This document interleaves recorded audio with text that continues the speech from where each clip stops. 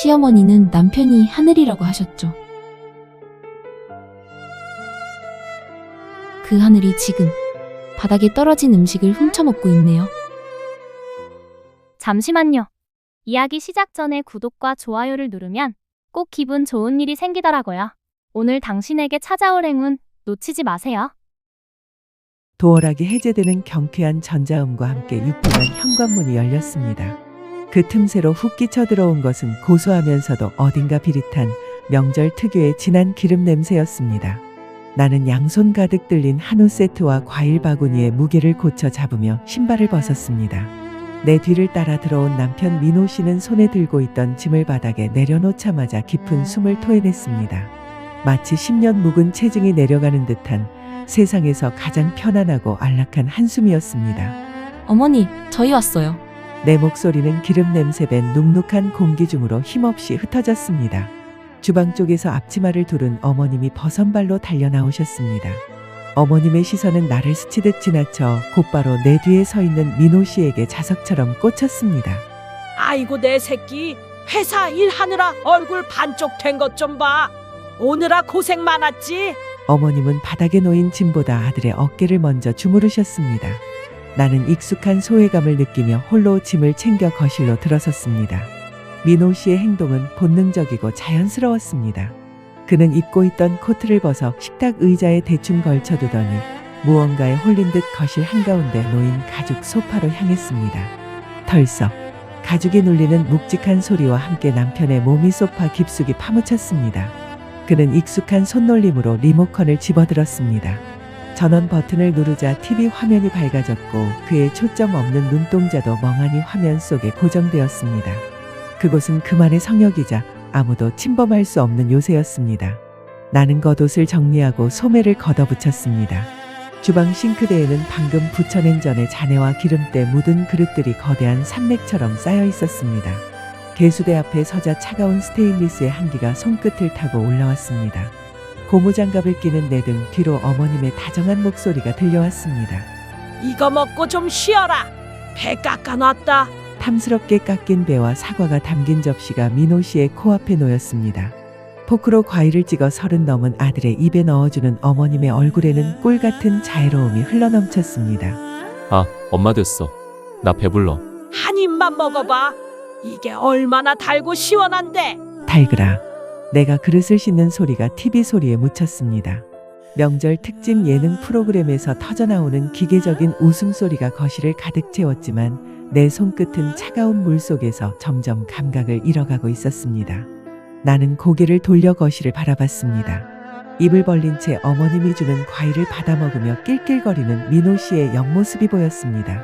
순간 가슴속 깊은 명치 끝에서 뜨거운 덩어리가 울컥 치솟았습니다. 그것은 더 이상 참을 수 없는 임계점이었습니다.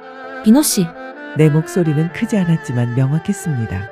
TV 소음을 뚫고 날아간 내 부름에 민호 씨가 귀찮다는 듯 고개를 돌렸습니다. 이쪽 와서 전 부치는 것 좀 도와줘요. 기름 튀니까 같이 해요. 거실의 공기가 순식간에 진공 상태처럼 멈췄습니다. 예능 프로그램의 웃음소리만이 비현실적으로 크게 울려 퍼졌습니다. 민호 씨는 당황한 듯 눈동자를 도르륵 굴리며 엉거주춤 몸을 일으키려 했습니다. 소파의 중력을 거스르려던 그의 움직임은 그러나 1초도 채 되지 않아 제지당했습니다. 탁! 어머님이 과일 접시를 테이블에 거칠게 내려놓는 소리였습니다. 날카로운 파열음이 정적을 깼습니다. 어머님의 시선이 천천히, 아주 천천히 내게로 향했습니다. 방금 전까지 아들을 보며 흘러넘치던 자애로움은 온데간데 없었습니다. 그 자리에는 서늘한 냉기와 감히 믿을 수 없다는 듯한 경악만이 남아 있었습니다. 민호 씨는 엉거주춤한 자세 그대로 얼음처럼 굳어버렸고 나는 고무장갑에서 뚝뚝 떨어지는 물방울을 바라보며 어머님의 눈을 똑바로 마주했습니다. 팽팽하게 당겨진 활시위 같은 긴장감 속에서 어머님의 입술이 천천히 열렸습니다. 이 집안의 위태로운 평화를 산산조각낼 바로 그 한마디가 터져나오기 직전이었습니다. 어딜 감히. 그 짧은 외마디 비명이 거실의 정적을 날카롭게 찢어발겼습니다. 어머님은 마치 독이 잔뜩 오른 보거처럼 몸을 부풀리며 자리에서 벌떡 일어났습니다. 그녀의 검지 손가락이 허공을 가르며 내 미간을 정확히 겨눴습니다. 방금 전까지 아들에게 과일을 먹여주던 그 부드러운 손끝이 지금은 세상에서 가장 날카로운 흉기가 되어 나를 위협하고 있었습니다.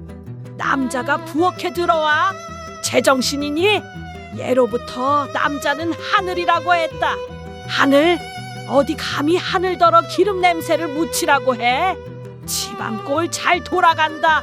어머님의 목소리가 점점 고조되며 천장을 때렸습니다. 그 기세에 눌린 민호 씨는 엉덩이를 소파 깊숙이 밀어넣으며 어머님 등 뒤로 숨어버렸습니다. 곤란하다는 표정을 짓고 있었지만 입가에는 미세한 안도감이 스쳐 지나갔습니다. 뜨거운 기름이 튀는 프라이팬 앞보다는 비록 시끄러울지언정 푹신한 소파 위가 훨씬 안전하다고 판단한 것이겠지요. 그는 묵묵부답으로 일관하며 리모컨을 만지작거렸습니다. 비겁하고 초라한 평화였습니다. 나는 젖은 고무장갑을 낀 채 그 자리에 못 박힌 듯 서 있었습니다. 어머님의 훈계는 멈추지 않았습니다. 남자가 할 일이 있고 여자가 할 일이 따로 있는 법이라며 요즘 젊은 것들은 위아래도 모른다는 식상한 레퍼토리가 이어졌습니다. 그날 선말들은 내 귀를 타고 들어와 가슴에 박히는 대신 허공에서 의미 없이 흩어졌습니다. 나는 화를 내거나 눈물을 흘리는 대신 천천히 고개를 갸웃거렸습니다. 마치 난생 처음 듣는 외국어를 해석하려는 사람처럼 나는 어머님의 문장을 곱씹었습니다. 남자는 하늘이다. 그 문장이 내 머릿속에서 몇 번이고 되감기되었습니다. 순간 내 눈앞에 풍경이 미묘하게 비틀리기 시작했습니다. 분노로 일그러진 어머님의 얼굴도 비겁하게 숨은 남편의 모습도 더 이상 모욕적으로 느껴지지 않았습니다. 대신 아주 흥미로운 기이할 정도로 완벽한 논리가 머릿속에 완성되었습니다. 내 동공이 투명하게 확장되었습니다. 가슴 속에서 끓어오르던 뜨거운 분노가 차갑게 식으며 명료하고 서늘한 이성이 그 자리를 채웠습니다. 아, 내 입에서 짧은 탄성이 흘러나왔습니다. 어머님, 제가 정말 몰랐네요. 민호 씨가 그러니까 남편이 하늘이었군요? 내 목소리는 섬뜩할 정도로 차분하고 맑았습니다. 어머님은 내 반응에 잠시 멈칫했습니다. 울거나 대들 줄 알았던 며느리가 너무나도 순순히, 아니 오히려 반가운 듯이 되물었기 때문입니다. 하지만 그녀는 이내 기세를 되찾고는 턱을 치켜들었습니다. 그래, 집안의 기둥이고 우주야. 그걸 이제야 알았어? 어머님의 화건은 내 귓가에 종소리처럼 댕하고 울렸습니다. 나는 얼굴 가득 환한 미소를 머금었습니다.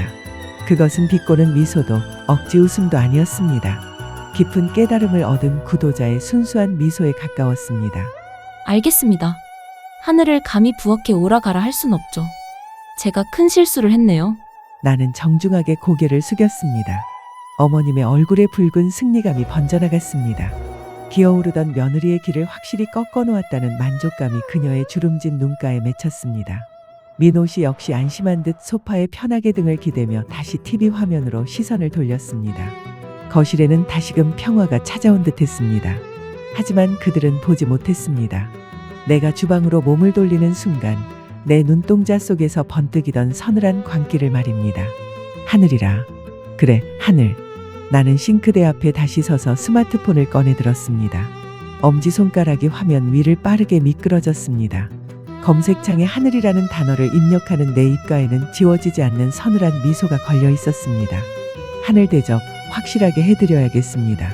아주 철저하고 완벽하게 말이죠. 어느덧 거실 창밖에는 어스름한 어둠이 깔리기 시작했습니다. 주방의 형광등 아래 6인용 식탁 위는 그야말로 상다리가 부러질 듯한 진수성찬으로 가득 찼습니다. 윤기가 좌르르 흐르는 진갈색 갈비찜에서는 달큰한 간장 향기가 피어올랐고 노릇하게 구워진 전들은 고소한 기름 냄새를 풍기며 탑처럼 쌓여 있었습니다. 잡채며 나물이며 어머님이 아들을 위해 준비한 정성이 식탁 위에서 뜨거운 김을 내뿜고 있었습니다. 자, 어서들 와서 앉아라. 식기 전에 먹어야지. 어머님의 호령이 떨어지자마자 소파와 한몸이 되어 있던 민호 씨가 용수철처럼 튀어올랐습니다. 하루 종일 TV 리모컨만 굴리느라 배가 꺼질 틈도 없었을 텐데 그의 위장은 때맞춰 밥을 달라고 아우성치는 모양이었습니다. 식탁 제일 상석에 털썩 주저앉은 민호 씨의 눈동자가 갈비찜을 향해 맹렬하게 빛났습니다. 그는 침을 꼴깍 삼키며 젓가락을 들어 올렸습니다. 목표는 뚝배기 가장 위에 놓인 살이 두툼하게 붙은 갈비 한 점이었습니다. 그의 젓가락 끝이 갈비의 부드러운 살점에 닿으려는 찰나였습니다. 어머, 내 손바닥이 민호 씨의 손등을 찰싹 소리나게 쳐냈습니다. 결코 아프지는 않았지만 식욕의 눈먼 그를 멈춰 세우기에는 충분히 단호한 타격이었습니다. 젓가락 끝에서 미끄러진 갈비가 국물 속으로 퐁당 처량한 소리를 내며 떨어졌습니다. 민호 씨가 놀란 토끼 눈을 하고 나를 바라보았습니다. 어머님 역시 밥그릇 뚜껑을 열다 말고 굳어버렸습니다. 정적 속에서 나는 세상에서 가장 놀랍고 송구하다는 표정을 지으며 입을 막았습니다. 하늘님, 지금 뭘 드시려는 거예요? 아니, 갈비. 이런 세상에. 안 돼요. 절대 안 돼요. 나는 황급히 민호 씨 앞에 갈비찜 그릇을 내 쪽으로 끌어당겼습니다. 그리고 마치 더러운 오물이라도 본 듯 미간을 찌푸리며 고개를 절레절레 흔들었습니다. 이건 땅에서 나는 고기잖아요.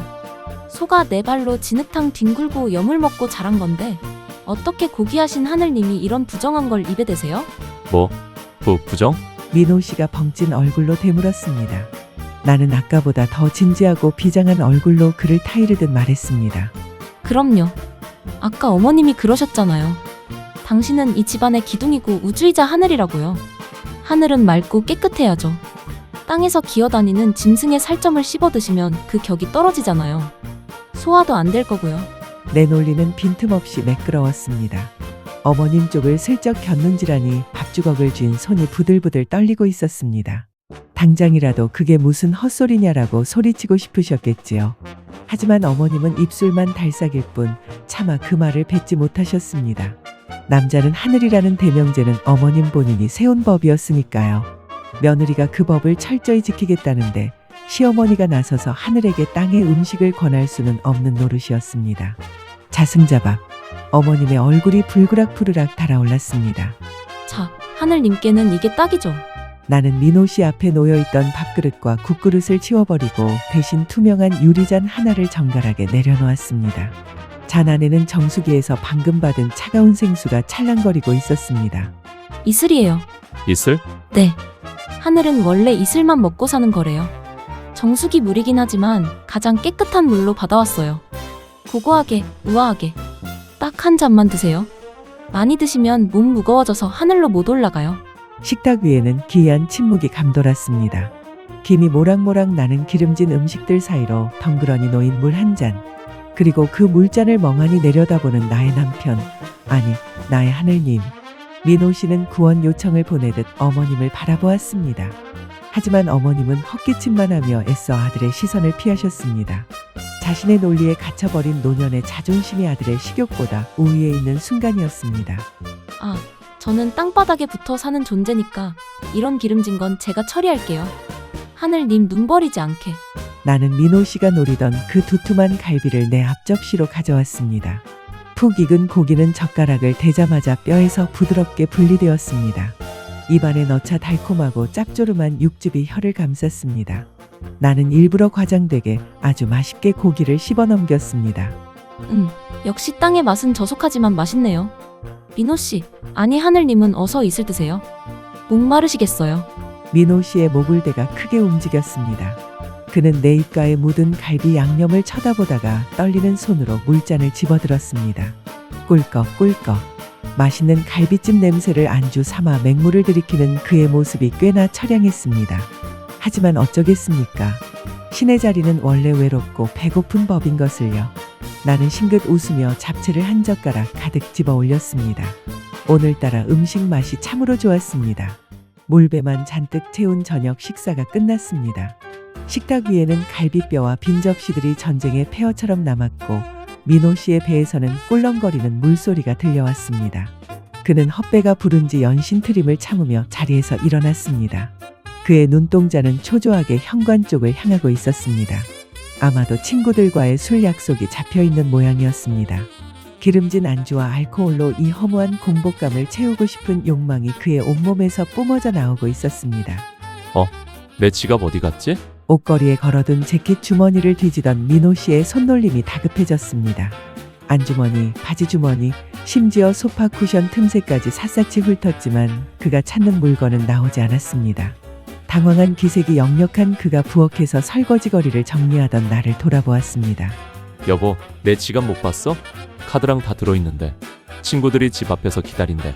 나는 고무장갑을 낀 손을 들어 보이며 빙그레 웃었습니다. 내 앞치마 주머니 불룩한 곳에서 묵직한 가죽의 존재감이 느껴졌습니다. 아, 그 소 가죽 껍데기요? 제가 잘 보관하고 있어요. 보관? 갑자기 왜? 얼른 줘. 늦었어. 민호 씨가 손을 내밀었습니다. 하지만 나는 그 손을 잡는 대신 마치 어린아이를 타이르는 유치원 선생님처럼 단호하고 자애로운 표정을 지었습니다. 하늘님, 지금 그 고귀하신 손으로 세속적인 돈을 만지시겠다는 거예요? 뭐? 아니, 친구들 만나서 술 한잔 하려면 계산을 해야 할 거 아냐. 안 돼요. 하늘은 지갑을 열지 않는 법이에요. 나는 한 발자국 물러서며 고개를 저었습니다. 나의 논리는 이번에도 견고했습니다. 돈이라는 게 얼마나 더러운 건데요. 수만 명의 사람들 손때가 묻고 온갖 욕망과 세균이 득실거리는 그 종이 조각을 어떻게 하늘님이 직접 만지세요? 그런 천박하고 굳은 일은 땅바닥에 붙어 사는 제가 다 알아서 할게요. 당신은 그저 고고하게 아무런 근심 없이 그 자리에 계세요. 야, 이수지. 장난치지 말고 내놔. 참다 못한 민호 씨의 목소리가 높아졌습니다. 공복과 알코올 결핍이 그를 예민하게 만든 탓이었습니다. 거실에서 과일을 깎던 어머님이 그 소리에 놀라 벌떡 일어나셨습니다. 아니, 너 지금 내 아들 돈 줄 죄는 거냐? 남자가 밖에서 기죽게 지갑을 빼서? 내가 간수야? 어머님이 씩씩거리며 다가와 내 앞을 막아섰습니다. 아들의 경제권을 쥐고 흔드는 며느리의 횡포를 더 이상 두고 볼 수 없다는 듯한 기세였습니다. 하지만 나는 눈 하나 깜짝하지 않았습니다. 오히려 어머님을 향해 존경심 가득한 눈빛을 보내며 되물었습니다.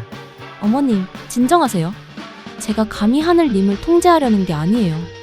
오히려 그 격에 맞춰드리는 거죠. 뭐가 어째? 생각해보세요, 어머님. 신화나 전설 속에 나오는 신들이 신용카드 긁고 영수증 챙기는 거 보셨어요? 하늘이 할부 이자 계산하고 더치페이 때문에 계산기 두드리면 그게 어디 하늘인가요? 그냥 쪼잔한 인간이지. 나는 쐐기를 박듯 민호 씨를 바라보며 덧붙였습니다. 민호 씨가 쪼잔한 인간처럼 보이는 건 싫으시죠? 돈 냄새 풍기는 하늘이라니 너무 신성하지 못하잖아요. 어머님의 입이 붕어처럼 뻐끔거렸습니다. 남자는 하늘이라는 본인의 철학을 지키려면 아들은 돈이라는 세속적 가치에서 초월한 존재여야 했습니다. 하지만 현실의 아들은 당장 친구들과 삼겹살에 소주 한 잔이 급한 지극히 평범한 욕망 덩어리였습니다. 이상과 현실의 괴리 앞에서 어머님의 논리 회로는 다시 한번 합선되었습니다. 그래도 남자가 사회생활을 하려면 어머님의 말꼬리가 흐려졌습니다. 나는 그 틈을 놓치지 않고 민호 씨의 스마트폰을 가리켰습니다. 어서 친구분들한테 연락하세요. 오늘은 하늘의 채통을 지키기 위해 금욕하신다고요. 아, 물론 빈손으로 가시겠다면 말리진 않겠지만 얻어만 먹고 다니면 하늘님 체면이 말이 아닐 텐데. 민호 씨는 허망한 표정으로 나를 그리고 꿀먹은 벙어리가 된 어머니를 번갈아 쳐다보았습니다. 결국 그는 깊은 한숨을 내쉬며 소파에 다시 주저앉았습니다. 스마트폰을 들고 친구들에게 약속 취소 메시지를 보내는 그의 엄지손가락이 처량하게 떨리고 있었습니다. 지갑 없는 하늘은 날개가 꺾인 새보다도 무기력했습니다. 나는 승리의 미소를 감추며 다시 주방으로 돌아갔습니다. 오늘 밤 나의 하늘님은 강제적인 무소유의 삶을 실천하게 될 것입니다.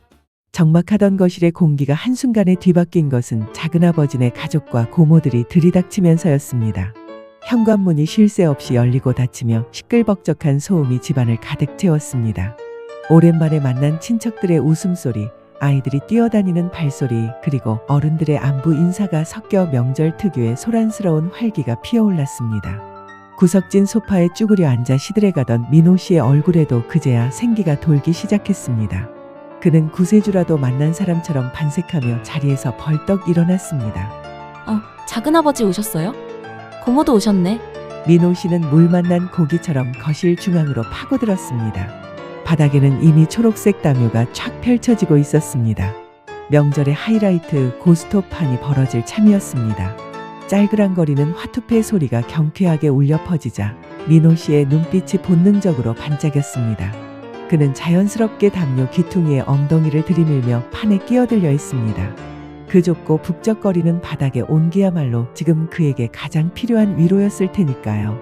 하지만 그 소박한 행복조차 허락되지 않았습니다. 아이고, 하늘님. 지금 어디에 앉으시려는 거예요? 나의 비명에 가까운 외침이 거실의 소음을 단번에 잠재웠습니다. 나는 사색이 된 얼굴로 달려가 바닥에 엉덩이를 붙이려던 민호 씨의 겨드랑이를 잡아 번쩍 일으켜 세웠습니다. 친척들의 시선이 일제히 우리에게 쏠렸습니다. 민호 씨는 엉거주춤한 자세로 공중에 붕 뜬 채 당황한 표정을 지었습니다. 왜 그래? 나도 한 판만. 세상에, 어머님이 보시면 기절하시겠네. 어떻게 하늘님이 저런 땅바닥에 털썩 주저앉으세요? 격 떨어지게. 나는 짐짓 엄한 표정으로 그를 나무라며 주방 아일랜드 식탁에 놓여있던 높은 바 의자를 낑낑대며 거실 한복판으로 끌고 왔습니다. 일반 의자보다 머리 하나는 더 높은 마치 심판대처럼 우뚝 솟은 의자였습니다. 자, 여기 앉으세요. 하늘은 응당 땅보다 높은 곳에 계셔야죠. 저런 바닥에서든 굽히고 쪼그려 앉는 건 저희 같은 아랫사람들이나 하는 거예요. 아니, 여보. 이건 너무. 쉿! 채통 지키세요. 나는 민호 씨를 강제로 그 높은 의자 위에 앉혀버렸습니다. 그는 마치 박제된 새처럼 홀로 껑충하게 높은 곳에 앉아 발이 바닥에 닿지도 못한 채 허공을 휘저었습니다. 아래쪽에서는 친척들이 삼삼오오 모여 앉아 담요를 두르고 귤을 까먹으며 화투를 치고 있는데 오직 민호 씨만이 그 무리에 섞이지 못한 채 그들을 내려다보는 꼴이 되었습니다. 그것은 숭배가 아니라 완벽한 격리였습니다. 질부가 민호 대접을 아주 끔찍하게 하네. 민호야, 너 거기서 뭐 하냐? 안 내려오고? 작은아버지가 화투패를 섞으며 껄껄 웃으셨지만 그 눈빛에는 의아함이 서려 있었습니다. 민호 씨는 얼굴이 붉게 달아올라 우물쭈물했지만 내려올 엄두를 내지 못했습니다. 내가 그의 옆에 호위무사처럼 딱 붙어 서서 감시하고 있었기 때문입니다. 저희 남편은 차원이 달라서 겸상 안 해요. 그냥 거기서 구경이나 하라고 하세요. 신선 노름이 원래 그런 거잖아요? 나는 해맑게 웃으며 작은아버지의 질문을 받아쳤습니다. 친척들은 별난 부부 다 보겠다는 표정으로 수군거렸고 민호 씨는 그 시선을 견디지 못해 고개를 푹 숙였습니다. 배는 고프고 술도 한잔하고 싶고 오랜만에 친척들과 어울려 떠들고 싶은데 그는 하늘이라는 감옥에 갇혀 손가락 하나 까딱할 수 없었습니다. 높은 의자 위에서 덜렁거리는 그의 다리가 처량하게 흔들렸습니다. 그때였습니다. 주방에서 과일을 깎아 나오던 어머님이 그 기이한 풍경을 목격하셨습니다. 거실 한복판 모두가 즐겁게 어울리는 가운데 홀로 허수아비처럼 높이 솟아있는 아들의 모습. 외로움과 쪽팔림으로 잔뜩 움츠러든 아들의 어깨를 본 순간 어머님의 눈빛이 흔들렸습니다. 그것은 단순히 며느리에 대한 분노를 넘어선 자신의 신념이 빚어낸 괴물 같은 결과물을 마주한 공포에 가까웠습니다. 아들을 왕으로 만들려다 외딴 섬에 가둬버렸다는 사실을 어머님은 이제야 어렴풋이 느끼고 계신 듯했습니다. 시끌벅적하던 친척들이 썰물처럼 빠져나가고 거실에는 무거운 정막만이 내려앉았습니다. 자정이 넘은 시각 모두가 잠든 집안을 채우는 것은 냉장고가 간헐적으로 우문거리는 기계음뿐이었습니다. 어둠이 짙게 깔린 주방, 그 깊은 그늘 속에서 바스락거리는 수상한 인기척이 느껴졌습니다. 마치 굶주린 들짐승이 먹이를 찾아 헤매는 듯한 조심스럽지만 다급한 움직임이었습니다. 나는 목이 말라 물을 마시러 나왔다가 그 기이한 광경을 목격하고 말았습니다. 부엌 한 구석, 식탁 밑에 쭈그리고 앉은 그림자 하나. 희미한 달빛에 드러난 그 그림자의 정체는 다름 아닌 나의 남편, 아니 고귀하신 하늘님이었습니다. 그는 차갑게 식어빠진 동그랑땡을 맨손으로 집어 허겁지겁 입안으로 밀어넣고 있었습니다.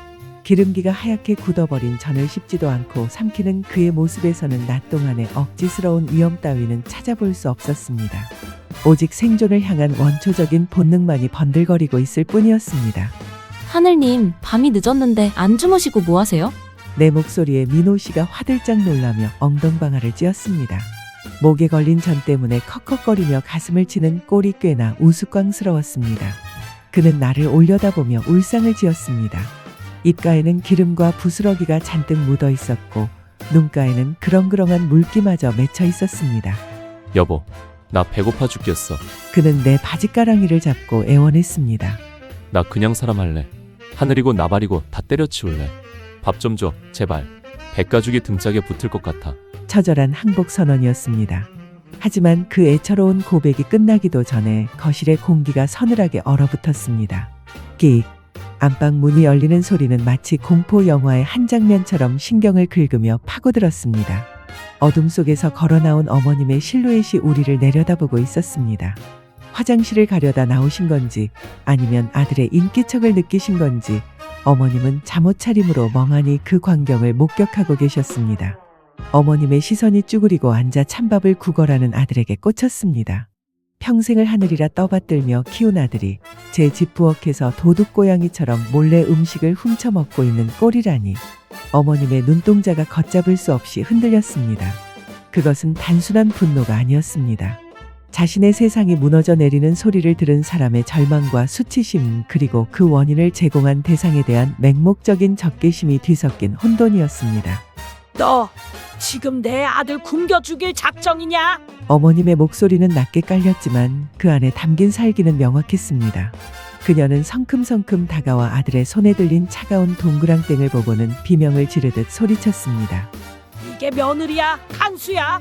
하늘 대접하랬더니 아주 사람을 병신을 만들어놔. 어머님의 거친 손이 내 팔목을 낚아챘습니다. 그 악력은 노인의 것이라고는 믿기지 않을 만큼 강했습니다. 민호 씨는 놀라서 입에 든 것을 삼키지도 뱉지도 못한 채 멍청한 표정으로 우리를 바라볼 뿐 말릴 생각조차 하지 못했습니다. 어머님은 나를 질질 끌다시피 하여 안방으로 향했습니다. 따라와. 오늘 너랑 나랑 끝장을 보자. 질질 끌려가는 내 발소리와 어머님의 거친 숨소리가 고요한 거실을 어지럽혔습니다. 민호 씨는 그 와중에도 본능적으로 바닥에 떨어진 전 하나를 주워 입에 넣었습니다. 참으로 눈물겨운 식욕이었습니다. 쾅! 안방 문이 닫히는 소리와 함께 우리는 세상과 단절되었습니다. 좁고 밀폐된 공간, 이제 더 이상 피할 곳 없는 진짜 전쟁이 시작되려 하고 있었습니다. 어둠 속에 잠긴 안방, 오직 어머님의 붉게 충혈된 눈만이 나를 쏘아보고 있었습니다. 닫힌 문 너머로 거실의 소음이 완전히 차단되자 안방에는 무겁고 습한 침묵만이 감돌았습니다. 자개장롱의 묵직한 위용과 벽에 걸린 낡은 달력 그리고 끓어오르는 어머님의 거친 숨소리가 좁은 공간을 가득 메웠습니다. 어머님은 씩씩거리며 나를 향해 삿대질을 했습니다. 손가락 끝이 파르르 떨리고 있었습니다. 내가 하늘 대접하랬지. 언제 내 아들 병신 만들라고 했냐? 굶겨 죽이려고 작정했어. 어머님의 목소리는 분노를 넘어 배신감에 젖어 있었습니다. 금지오겹 키운 아들이 부엌 바닥에서 식은 전을 주워 먹던 모습이 뇌리에 박혀 지워지지 않는 듯했습니다. 그녀에게 그 장면은 단순한 배고픔의 해소가 아니라 가장 고귀한 존재가 가장 비참한 바닥으로 추락한 사건이었습니다. 나는 흐트러짐 없는 자세로 서서 어머님을 똑바로 응시했습니다. 내 표정에는 한 점의 죄책감도 서려 있지 않았습니다. 오히려 임무를 완벽하게 수행한 군인처럼 당당했습니다. 어머님 말씀대로 최고의 대우를 해드린 건데요. 이슬만 드시고 돈 걱정 안 하시고 높은 곳에만 계시게 했잖아요. 그게 어머님이 바라시던 하늘의 살 아니에요?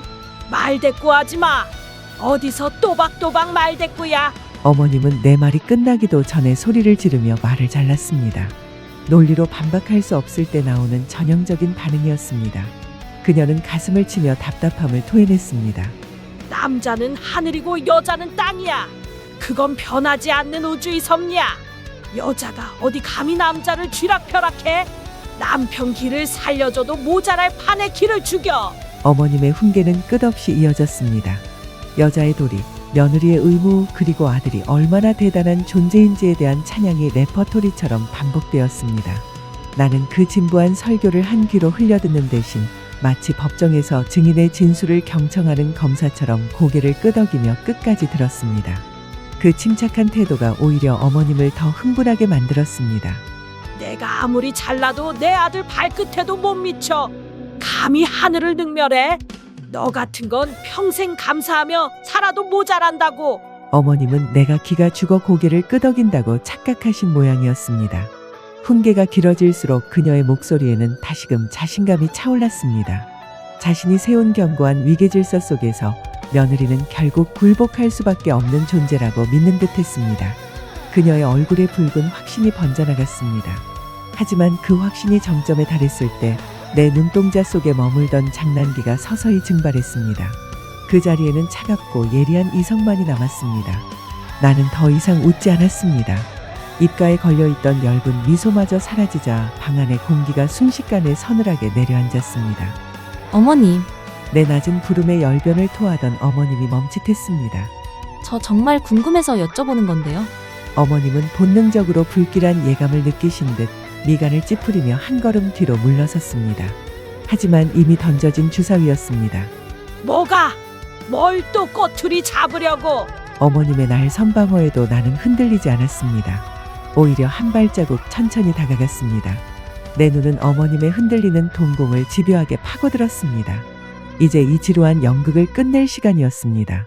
나는 깊은 숨을 들이쉬며 시어머니가 평생 쌓아온 모순의 탑을 무너뜨릴 가장 날카로운 창을 꺼내들었습니다. 방 안을 맴돌던 무거운 침묵을 깬 것은 나의 나지막한 목소리였습니다. 그것은 공격이라기보다는 엉킨 실타래를 풀기 위해 조심스럽게 건네는 진단에 가까웠습니다. 남편이 하늘인 건 확실한 거죠? 그건 어머님 인생에서 절대 변하지 않는 진리인 거고요. 내 질문에 어머님은 콧방귀를 뀌었습니다. 너무나도 당연한 것을 묻는다는 듯 그녀의 대답에는 한치의 망설임도 없었습니다. 두말하면 입 아프지. 남자는 하늘이야. 태어날 때부터 그릇이 다르고 집안을 지탱하는 기둥이라고. 내가 아무리 요즘 여자라지만 그 근본을 부정할 순 없어. 어머님의 확신은 단단했습니다. 그것은 단순히 아들을 향한 사랑이 아니었습니다. 지난 30년 넘는 세월 동안 가부장적인 질서 속에서 자신을 지탱해온 유일한 신념이자 종교였습니다. 나는 그 견고한 믿음의 벽을 가만히 응시했습니다. 그리고 아주 천천히 그 벽에 작은 균열을 낼 정교한 질문을 던졌습니다. 그럼 하나만 더 여쭐게요. 하늘이 낫나요? 아니면 땅이 낫나요? 어머님의 미간이 좁혀졌습니다. 예상치 못한 흐름이었습니다. 그게 무슨 뚱딴지 같은 소리야? 하늘은 원래 하늘 위에 떠 있어야 하잖아요. 누구의 도움도 없이 스스로 고귀하게. 나는 한 발자국 더 다가갔습니다. 어머님과 나 사이의 거리는 이제 불과 두어 걸음. 나는 그녀의 거칠어진 손등과 깊게 패인 주름을 바라보며 말을 이었습니다. 그런데 어머님은 평생 어떻게 사셨어요? 아버님 뒷바라지 하시고 민호 씨 낳아서 키우시느라 손에 물 마를 날 없으셨죠. 새벽부터 일어나서 뜨거운 국 끓이고 남편이랑 아들 숟가락 들기 전엔 밥상 머리에 앉지도 못하셨고요. 내 말이 이어질수록 어머님의 표정이 미묘하게 일렁였습니다. 그것은 내 질문에 대한 방어 기제가 아니었습니다. 자신의 고단했던 지난날이 파노라마처럼 스쳐 지나가는 듯 어머님의 눈빛이 과거의 어느 시점을 헤매고 있었습니다. 시집 오자마자 시작된 고된 시집살이, 남편의 무관심 속에서 악착같이 아들을 키워냈던 세월, 자신의 이름 석자는 잊은 채 누구 엄마로만 불리며 헌신했던 희생의 역사. 그 서러움과 자부심이 뒤섞인 감정이 어머님의 가슴 밑바닥에서부터 차오르고 있었습니다. 그래, 내가 그렇게 살았다. 뼈가 부서져라 이래서 내 아들 저만큼 키워냈어. 남들한테 기 안 죽이려고 내 입에 들어갈 거 아들 입에 넣어주면서 금이야 오기야 키웠다. 어머님의 목소리가 떨려왔습니다. 눈가에는 어느새 붉은 물기가 어렸습니다. 며느리 앞에서 자신의 노고를 인정받는 것 같아 묘한 위로마저 느끼시는 듯했습니다. 나는 그 감정의 파도를 놓치지 않았습니다. 맞아요. 어머님이 다 만드신 거예요. 아무것도 혼자 못하는 아들을 밥상 차릴 줄도 모르고 양말 한 짝 못 찾는 저 남자를 어머님이 평생을 바쳐서 하늘로 만드신 거라고요. 그래, 내가 만들었다. 내 청춘 다 바쳐서 번듯한 하늘로 만들어놨어. 그게 내 자부심이다. 어머님은 가슴을 치며 외쳤습니다. 그것은 긍정이었습니다. 자신의 희생이 헛되지 않았음을, 아들이라는 하늘을 완성시킨 조물주가 바로 자신임을 천명하는 절규였습니다.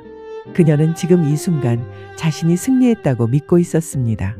며느리가 자신의 위대함을 인정하고 고개를 숙였다고 생각했겠지요. 하지만 어머님은 보지 못했습니다. 그녀가 내가 만들었다 고 외치는 그 순간 내 눈동자 속에 깃든 서글픈 연민을 말입니다. 나는 슬픈 눈으로 그러나 입가에는 비릿한 미소를 머금은 채 그녀를 바라보았습니다. 덫은 완성되었습니다. 어머님은 제 발로 그 논리의 함정 가장 깊은 곳까지 걸어 들어오셨습니다. 자신이 평생을 바쳐 쌓아 올린 그 하늘이라는 탑이 사실은 자신을 가장 비참하게 짓누르고 있던 무게였음을 깨닫게 해줄 시간이었습니다. 나는 천천히 숨을 골랐습니다. 이제 마지막 한 조각만 맞추면 그녀의 세계는 와르르 무너져 내릴 것입니다. 내 입술이 아주 천천히 마치 슬로모션처럼 움직였습니다. 그 짧은 찰나 방 안의 공기 흐름마저 멈춘 것 같았습니다. 남편이 하늘이면 그 하늘을 떠받드느라 바닥에 납작 엎드린 어머님은 대체 뭐예요? 어머님의 동공이 지진이라도 난 듯 격렬하게 흔들렸습니다. 방금 전까지 자신의 희생을 훈장처럼 자랑하던 그 당당한 기세는 온데간데 없었습니다. 그녀는 입을 뻐끔거렸지만 성대에서는 아무런 소리도 새어나오지 못했습니다. 내 말은 아직 끝나지 않았습니다. 나는 쐐기를 박듯 가장 잔인하고도 명징한 진실을 속삭였습니다. 하늘 밑에 있는 건 땅밖에 없잖아요. 어머님은 평생 스스로를 밟히는 땅바닥으로 취급하신 거예요? 오직 아들을 하늘로 만들기 위해서? 무슨 보세요. 어머님이 만든 그 하늘이 얼마나 무거운지. 어머님은 그 무게를 견디느라 허리 한번 제대로 펴지 못하고 평생을 바닥만 보고 사셨잖아요. 본인이 땅이 되는 줄도 모르고 그저 위만 올려다보면서요. 어머님의 얼굴에서 핏기가 썰물처럼 빠져나갔습니다. 잿빛으로 변해가는 그녀의 안색은 처참했습니다. 평생을 지탱해온 신념이 사실은 자신을 가장 비참한 구렁텅이로 몰아넣은 족쇄였음을 깨닫는 순간이었습니다. 남자는 하늘이라는 그 절대적인 명제가 성립하려면 여자는 땅이라는 굴종의 공식 또한 성립해야 한다는 논리적 귀결. 어머님은 단 한 번도 이 끔찍한 이면을 들여다본 적이 없었던 겁니다. 아니, 애써 외면해왔던 것이겠지요. 아니다. 나는 그냥 어머님은 뒷걸음질 쳤습니다. 부정하고 싶었을 겁니다. 내 인생은 비참하지 않았다고, 나는 훌륭한 어머니였다고 소리치고 싶었을 겁니다. 하지만 그녀의 입에서 나오는 소리는 바람 빠진 풍선처럼 힘이 없었습니다. 그녀가 굳게 믿었던 그 하늘이라는 단어가 이제는 날카로운 부메랑이 되어 그녀의 가슴을 난도질하고 있었기 때문입니다. 나는 흔들리는 어머님의 눈을 피하지 않고 또렷하게 말했습니다. 어머님, 저는 제 남편을 사람으로 사랑해서 결혼했어요.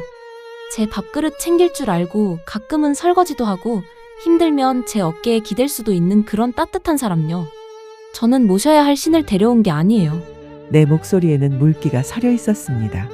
그것은 승자의 오만이 아니라 같은 여자로서 느끼는 깊은 연민이었습니다. 그런데 어머님은 사랑하는 아들을 외로운 신으로 만들려고 어머님 자신을 제물로 바치셨네요. 그리고 이제는 저한테까지 그 제물이 되라고 강요하고 계시고요. 덜썩 둔탁한 소리와 함께 어머님이 자리에 주저앉았습니다. 다리에 힘이 풀린 것입니다. 그녀는 바닥을 짚은 채 거친 숨을 몰아쉬었습니다. 평생을 바쳐 쌓아올린 공든 탑이 며느리의 말 몇 마디의 모래성처럼 허무하게 무너져 내렸습니다. 그녀가 짚고 있는 그 바닥, 그녀는 평생 그곳에 있었습니다. 아들을 하늘로 띄워보내고 자신은 기꺼이 그 아래 깔린 흙이 되어주었습니다. 그것이 사랑인 줄 알았습니다. 하지만 오늘 그녀는 처음으로 깨달았습니다. 그것은 사랑이 아니라 스스로를 지워버리는 가혹한 형벌이었음을. 내가 내 아들을 어머님의 중얼거림은 흐느낌으로 변했습니다. 하늘 높은 줄 모르고 치솟았던 자존심이 바닥으로 추락하는 소리였습니다. 그녀의 굽은 등 위로 낡은 형광등 불빛만이 처량하게 내려앉았습니다. 나는 더 이상 아무 말도 하지 않았습니다. 침묵만이 그녀의 비명을 대신하고 있었습니다. 그때였습니다. 굳게 닫혀있던 방문이 벌컥 열렸습니다. 엄마, 여보, 무슨 일이야? 문틈으로 민호 씨가 뛰어들어왔습니다. 그의 입가에는 아직도 몰래 주워 먹은 전 부스러기가 묻어 있었습니다. 그는 바닥에 주저앉아 넋이 나간 어머니와 그 앞에 서 있는 나를 번갈아 바라보았습니다. 상황을 파악하려는 듯 굴리는 그의 눈동자가 불안하게 흔들렸습니다. 하지만 그는 몰랐을 겁니다. 지금 이 방 안에서 수십 년간 이 집안을 지배해온 거대한 우상이 파괴되었음을, 그리고 그 잔해 속에 이제 막 인간으로 다시 태어나야 할 자신의 운명이 놓여 있음을 말입니다. 민호 씨가 바닥에 주저앉은 어머님 곁으로 다가와 무릎을 꿇었습니다. 그의 눈빛은 더 이상 도망칠 곳을 찾는 겁쟁이의 것이 아니었습니다. 그는 어머니의 거친 손을 조심스럽게 감싸 쥐었습니다. 그 손은 평생 아들을 하늘로 떠받치느라 굳은 살이 박이고 마디가 굵어진 헌신의 증거이자 족쇄였습니다. 민호 씨는 그 손등에 자신의 이마를 가만히 갖다 대었습니다. 엄마, 나 이제 하늘 안 할래. 그의 목소리는 떨리고 있었지만 그 어느 때보다 단단했습니다. 하늘 그거 너무 높아서 춥고 외로워. 밥도 마음대로 못 먹고 친구들도 못 만나고. 엄마가 올려준 그 자리 나한테는 너무 버거워. 나 그냥 엄마 아들 할게. 엄마가 해주는 밥 맛있게 먹고 설거지도 내가 하고 가끔은 엄마한테 응석도 부리는 그냥 사람 박민호로 살게 해줘. 어머님의 어깨가 잘게 떨렸습니다. 아들의 입에서 나온 사람이라는 단어가 그녀의 가슴 속에 박혀있던 거대한 바위를 부수고 들어왔습니다. 신이 되기를 거부하고 기어이 인간으로 남겠다는 아들. 어머님은 고개를 들어 아들의 얼굴을 바라보았습니다. 입가에 전 부스러기를 묻힌 채 울먹이는 지극히 평범하고 모자란, 그래서 더 사랑스러운 내 새끼가 거기 있었습니다. 그래, 내 새끼. 어머님은 허탈한 듯 그러면서도 어딘가 후련한 듯 긴 숨을 토해냈습니다. 그녀의 눈에서 굵은 눈물방울이 뚝 떨어져 민호 씨의 손등을 적셨습니다. 땅바닥에 붙어 사는 게 마음은 편하겠다. 내려와라, 아들아. 같이 흙먼지 묻히며 살자. 어머님이 민호 씨의 부축을 받아 힘겹게 몸을 일으켰습니다. 나는 묵묵히 문을 열어 거실의 불을 환하게 밝혔습니다. 어둠 속에 잠겨있던 집안이 다시금 빛으로 채워졌습니다. 우리는 마치 아무 일도 없었던 것처럼, 그러나 모든 것이 달라진 공기 속에서 주방으로 향했습니다. 민호 씨가 분주하게 움직였습니다. 그는 식탁 위에 널려있던 빈 접시들을 치우고 냉장고에서 남은 반찬통들을 꺼냈습니다. 차가운 갈비찜을 데우고 식은 전을 프라이팬에 올리는 그의 뒷모습이 낯설면서도 듬직해 보였습니다. 치익. 기름 두른 팬 위에서 전이 다시 노릇하게 익어가는 소리가 경쾌한 리듬처럼 거실을 채웠습니다. 그것은 어떤 웅장한 교향곡보다도 평화로운 일상의 소리였습니다. 자, 드세요. 우리 식구들. 민호 씨가 김이 모락모락 나는 밥상 앞에 수저를 놓았습니다. 이번에는 하늘님을 위한 상석도 이슬만 담긴 물잔도 없었습니다. 우리 셋은 둥근 밥상머리에 옹기종기 모여 앉았습니다. 민호 씨는 물병을 들어 내 잔과 어머님의 잔에 물을 가득 채워주었습니다. 꼴꼴꼴. 투명한 물이 차오르는 소리가 청하했습니다. 엄마, 이거 드셔보세요. 아까 엄마가 쳐다만 보던 꼬치전. 민호 씨가 알록달록한 꼬치전 하나를 집어 어머님의 밥그릇 위에 올려드렸습니다. 어머님은 잠시 젓가락을 허공에 둔 채 머뭇거리셨습니다. 평생 가장 맛있는 것은 남편과 아들에게 양보하고 자신은 꼬투리만 드시던 습관이 남으신 탓이겠지요. 하지만 이내 어머님은 며느리의 눈치를 한번 슬쩍 보시더니 그 꼬치전을 한 입 크게 베어 물으셨습니다. 오물오물 씹으시는 어머님의 입가에 옅은 미소가 번졌습니다. 맛있냐? 에구, 간이 좀 짠가 싶더니 괜찮네. 딱 좋아요. 어머님. 솜씨 어디 가나요? 나도 질세라 갈비 한 점을 집어 민호 씨의 입에 넣어주었습니다. 많이 먹어. 인간 박민호 씨. 이제 땅의 음식 마음껏 즐겨야지. 진짜 살 것 같다. 역시 고기는 씹어야 맛이지. 민호 씨가 볼이 미어터져라 고기를 씹으며 엄지를 치켜 세웠습니다. 웃음소리가 식탁 위로 터져나왔습니다. 더 이상 이 집안의 고고한 하늘은 존재하지 않았습니다. 그저 배고픔을 채우고 서로의 온기를 나누는 땅바닥에 발을 딛고 선 평범한 식구들만 남았을 뿐입니다. 식사가 거의 끝나갈 무렵 내가 장난스럽게 밥그릇을 싹 비우며 물었습니다. 자, 배도 부른데 이제 중요한 결정이 남았네요. 이 산더미 같은 설거지 누가 할까요? 어머님이 습관처럼 몸을 일으키려다 멈칫하셨습니다. 민호 씨 역시 눈동자를 도르륵 굴렸습니다. 나는 씩 웃으며 주먹을 쥐어보였습니다. 어머님, 공평하게 가위바위보 어때요? 인간계에서는 이게 법이거든요. 어머님은 잠시 멍하니 내 주먹을 바라보다가 이내 터져나오는 웃음을 참지 못하고 소매를 걷어붙이셨습니다. 그녀의 눈빛에 생기가 돌았습니다. 좋다. 내가 왕년의 가위바위보 여왕이었다. 덤벼라. 안 봐드립니다. 가위바위. 세 사람의 손이 허공에서 얽혔습니다. 승패는 중요하지 않았습니다. 누가 이기든 우리는 함께 웃으며 그릇을 씻을 테니까요. 창밖에 달빛이 거실 깊숙이 들어와 바닥에 앉은 우리 셋의 그림자를 길게 그리고 나란히 비추고 있었습니다. 땅 위에 단단히 뿌리 내린 참으로 인간적인 밤이었습니다.